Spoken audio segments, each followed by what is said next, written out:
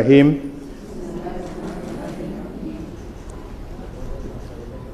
আসসালামু আলাইকুম। আপনাদের সবাইকে আন্তরিক অভিনন্দন ও শুভেচ্ছা। এখন আপনাদেরকে শপথ বাক্য পাঠ করানো হবে। আপনারা অনুগ্রহ করে দাঁড়িয়ে শপথ পাঠ করার জন্য অনুরোধ করছি। আমি সংসদ সদস্য নির্বাচিত হইয়া সশ্রদ্ধ চিত্তে শপথ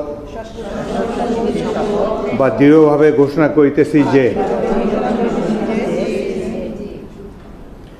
আমি যে কর্তব্যভার গ্রহণ করিতে যাইতেছি তাহা আইন অনুযায়ী ও বিশ্বস্ততার সহিত পালন করিব। আমি বাংলাদেশের প্রতি অকৃত্রিম বিশ্বাস ও আনুগত্য পোষণ করিব এবং সংসদ সদস্য রূপে আমার কর্তব্য পালনকে ব্যক্তিগত স্বার্থের দ্বারা প্রভাবিত হইতে দিব না। ধন্যবাদ।